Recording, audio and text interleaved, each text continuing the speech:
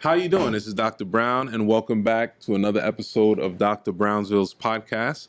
And I'm here alongside Mrs. Pallone, one of our teachers. Let's give Ms. Pallone a round of applause, ladies and gentlemen. Hi, everybody.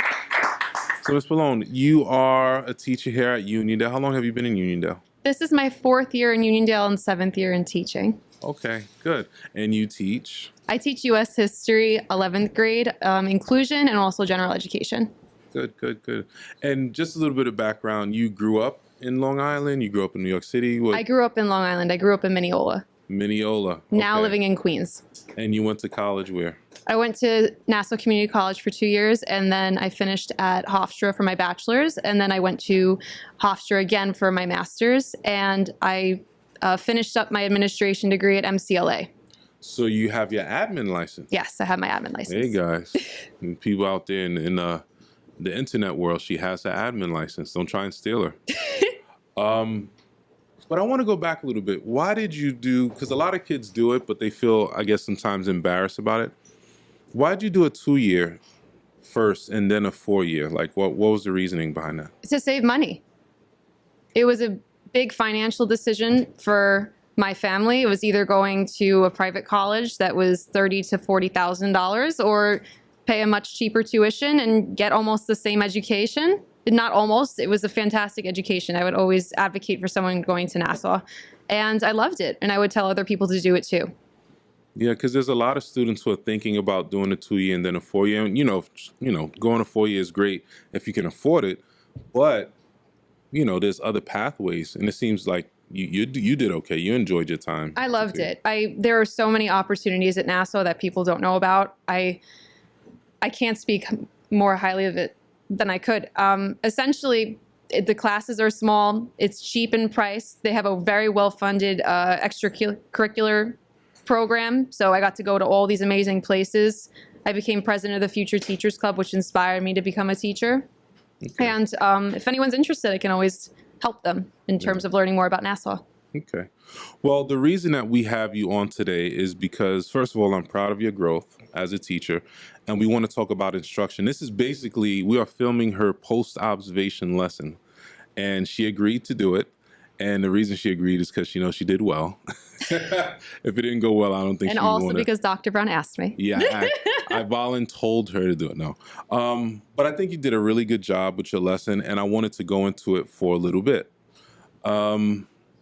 First, the essential question was really powerful.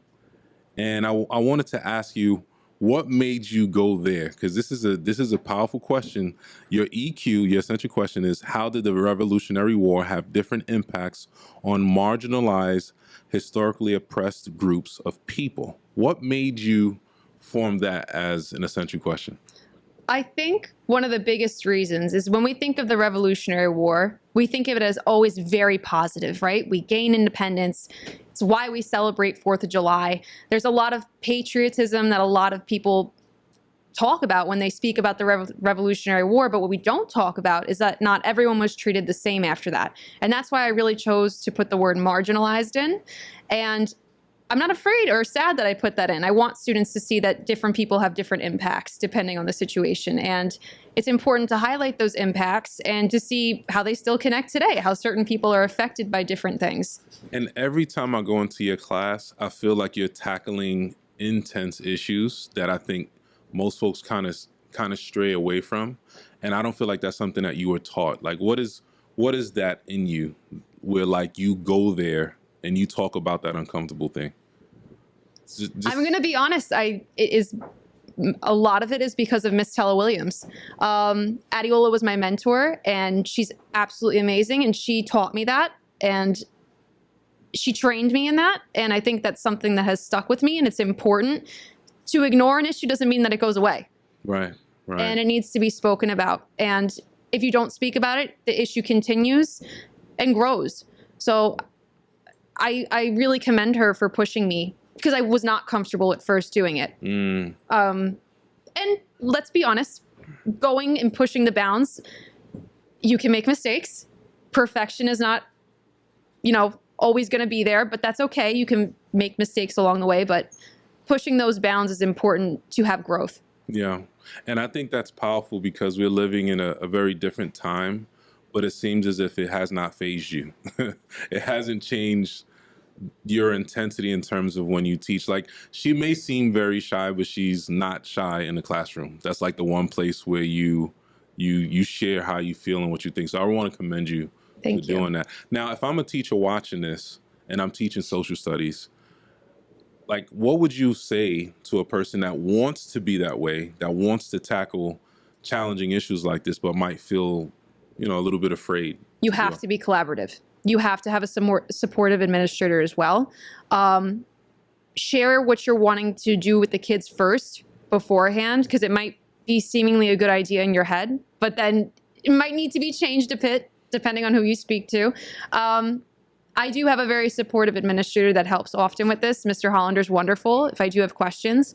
I also collaborate a lot with Mr. Singh and Mr. Leisman. We'll bounce ideas off of each other.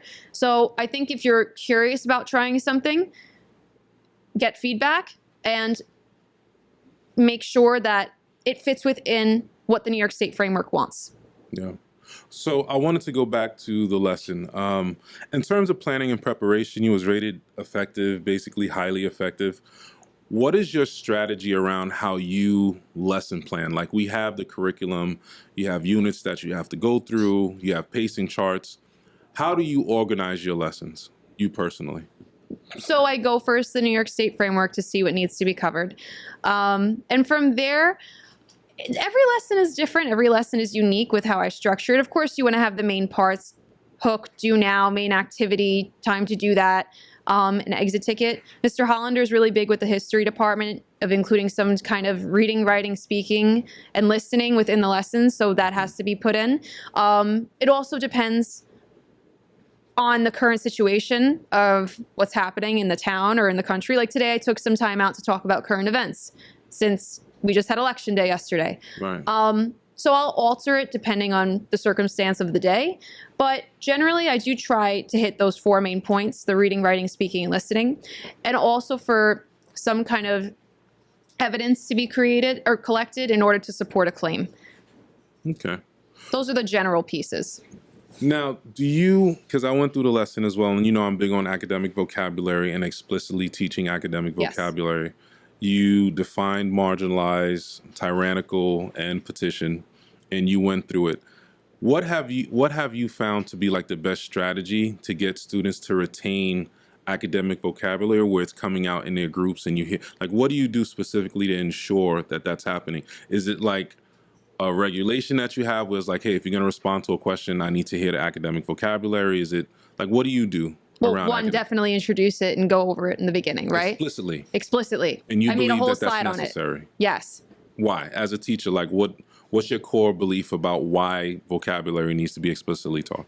I will sometimes explain the vocabulary word to them. Sometimes I will say, research this word, and then find the etymology behind this word. Do you go like Greek, Latin, breakdown, historical? Yes. Yeah.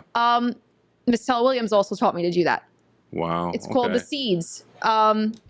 It's an acronym. Explain. They have to find multiple things to help them remember the vocabulary words. So synonyms, antonyms, they have to put the vocab word in a sentence. They have to define it.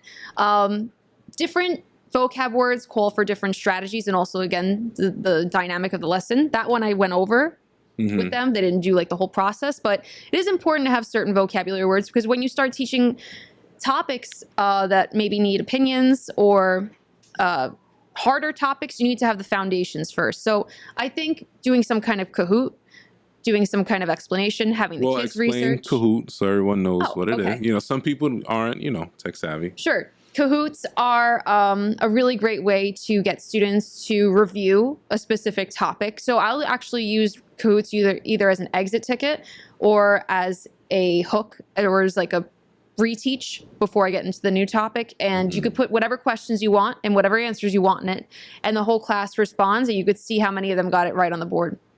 Okay, so it's kind of like a formative assessment in real time. Yes. So you can gauge where they are with the former lesson and also where you're going with the new lesson. So Kahoot, look it up, figure it out. It's a great piece of technology. I know some of us aren't as technologically savvy, so take it and use it.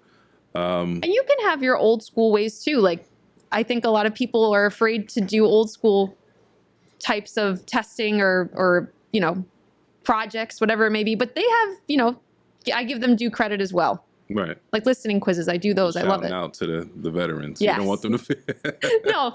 I get it. Their ways were effective at points and still today too. Yeah.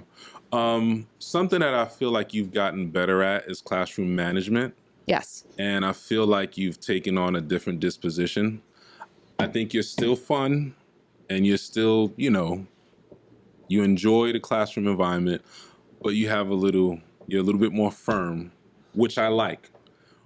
What was that transition like? How did it feel going from being the one that was just kind of cool and now you're like, no, I need everybody's attention. I need this group on track. Like, what was that like? What is that about? I observed Adiola. I'm giving her so much credit because she deserves all of it. It's okay. You should. Go ahead. When I saw how she taught, the kids were so engaged and locked in and focused, and they listened. Yes. I've never seen that level of engagement before. Mm-hmm. And the more that I watched her, the more I saw little strategies and things that she did. Mm-hmm. And I kind of formed my own word and converted it to my own classroom, and that's love boundaries. Love boundaries are so important. Talk about it. You can ask any of my kids. They might not like me, but they respect me because they know I care. That's right. And that is so important. You're taking on an auntie role. and I think that's important for educators to know, like, true love is discipline. You know what I mean? That's the highest form of love, specifically for young people who aren't critical thinkers, who aren't thinking about 4 or 5 years from now. We're not here to be friends with them. We can be friendly, but we can't be their friends. And I love to see teachers who draw that line. And I think that's a beautiful quote, like love boundaries. That's the best way to say it. And they sense it. Yeah, they know. They know. And they want it. They love it. They you love think that it. they don't want rules and they don't want to be told sometimes what they have to do. They need it and they love it. As a teenager, it feels unsafe when you don't have boundaries. Like, people think about or talk about how the school has changed. They just know that there's a line. And when you cross that line, you see me. Nobody wants to see me. Yeah. No. But it's true, though. It's like I care too much to allow you to fail, It's even adults want love boundaries. Yeah. Teachers appreciate when they have an administrator that knows that they care, that holds them to a certain standard. Exactly. It's a human nature feeling. So another thing that happened is after we went through academic vocabulary, you did some modeling. What's really impressive about you is the knowledge of content. And that's not something that you can teach anyone. That's you.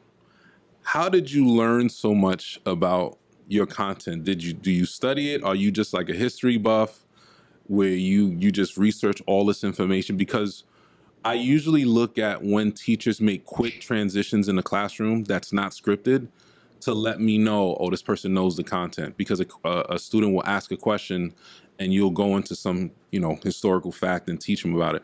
Where does your knowledge of social studies come from? U.S. history. That's a great question. And I think the answer to that is I had to put in work to know the content. It was something that I had to work very hard for. It naturally didn't just come to me. I had to sit down and really learn it. And it's something that I still do almost every single night. I go home and I look at what I'm teaching for the next day and I'll do research on it. It's something, learning is constant every day. You have to put in the work for it. I also take advantage of opportunities to learn history. I go on PDs a lot in the summer where they do place-based learning at different sites. If you're interested, you can go online and there's tons of scholarships and opportunities, I'm sure, for everyone subject to do that. And you have to put an effort in to care to do it. Do I know everything? No. I'll stop the class sometimes and say, let's find out together. And that's okay. But you have to put in the work in order to know your content and to sound confident with the students, because they'll know too if you don't know what you're talking about.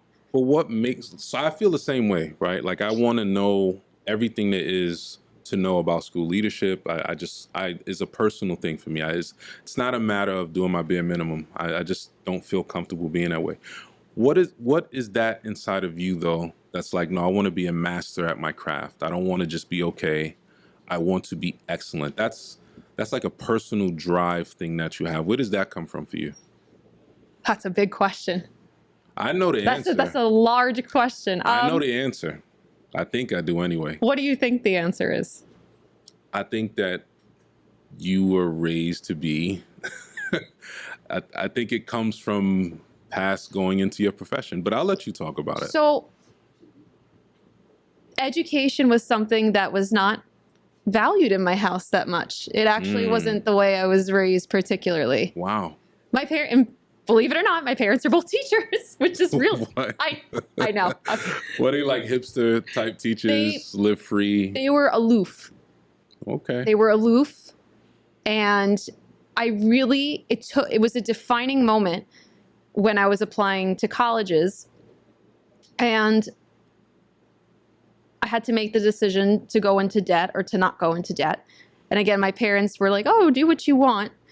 And I had to make the decision, and you have to do research on it. What am I going to do in terms of my finances in my life? Yeah. So it was a pivotal turning point where it inspired me to start caring. Even if... At what age would you say? 18. Wow. And I knew my life could either go one way or another. When I saw my friends were going away and doing this stuff and I was going to Nassau, it was like, oh, what's going on? What's happening? Yeah. So it pushed me and it drove me to do as best as I could, because your future matters. That's right. And then when I got more involved, people depended on me. I felt important. I felt like I was a part of a community. Right. And that drove me even more. Mm. So the drive comes from wanting to do well in life, because I know that takes work and dedication. It just doesn't happen. That's right. That took me feeling very low about myself to then pushing myself up and That's right. putting on my bootstraps and seeing you're going to woman up and you're going to do it and you don't have a choice. And you did. Yes. It's still am. It's still every day. It's like you have to fight yourself doing adult things even now. Yeah. Not just with work, but going to the financial advisor, helping take care of your family, going grocery shopping. Yeah. The other part about your lesson that was great as we wrap up is I love the group work. Yes. Seems like it was differentiated intentionally. Can you talk a little bit about that? Like, how did you go about assigning your groups and differentiating instruction and roaming? And what are some things that you look for to see to make sure that students are learning, accountable talk? Like, what's your strategy with that? Okay, so I'll start with how I group them, and then I'll go to part 2 with the accountability piece. Okay. In terms of grouping, I look at the Lexile level that they're at, and I'll create and modify documents using ChatGPT. Hold on. Okay. You use AI? Yes, I do use AI. To differentiate instruction and make your job easier? Yes, I do. Every day. Oh, okay. Okay. And it's so worth it. So I'll modify the documents and I'll put the document in ChatGPT and I'll have it add vocabulary words. I'll have it bold certain words. I'll have it either make the Lexile score lower or higher than where the actual document is. I'll have it create questions. I'll have it create the definitions of vocab words to put on the bottom. And depending on the level of the student, I'll assign whichever document I feel like is most appropriate to them. So typically I'll do it in either pairs or quads. So I'll give a number, 1, 2, 3, 4, and the number will correlate with the document that is best suited for them. Mm-hmm. And if I do it in pairs, same thing, except the document that is more appropriate for their reading level will go to 1, and then 2 for the other person. Okay. That's in terms of differentiation. In terms of reading, there's so many other ways you can differentiate. Behavior, reading, everything. Social, emotional, everything. Yeah. Right. That's just for document reading. Okay. And then, and graphic organizers, of course, too. But you know what? I did also my special ed certification. Everything that you learned in special ed, you can apply to gen ed, and it'll help them. Yeah. It's just good teaching. It's good teaching, right? It's going the extra step to make sure the kids know what they're doing, and it can be used just as much with the gen ed kids. Yeah. And for the very last piece, my pet peeve anytime a teacher is teaching is to make sure that you get to your exit ticket. Your exit ticket. Let's give exit tickets a round of applause, ladies and gentlemen. It's a way to formally assess as to whether or not your teaching worked. And you got to it. You paced yourself. Yes. You know I was on you. He was. I was like, please don't make me write something up that I don't want to write. But you got to it. I got to it. I will say to everyone that is, I think the most challenging piece for me is making sure you have time to do the summative assessment at the end, because you get so excited during the lesson. I know. It's hard. It's difficult for everybody. PD yesterday, and it was a great conversation, and I didn't get to. None of the administrators did, but we were laughing. I was just like, this is kind of difficult, but it's humbling. You know what I mean? Like, it's easy to judge people when you're not doing what they do. But anyway, I wanted to give a shout out to you, Ms. Pallone. I'm proud of you. I'm proud of you doing this. And I am 100% confident that you're going to make an amazing administrator. Thank you, Dr. Let's give Brown. Ms. Pallone a round of applause, ladies and gentlemen. Thank you, everyone. I appreciate it. It's another episode of the Dr. Brownsville podcast. Have a great day. Take care. All right, let's give Ms. Pallone a round of applause.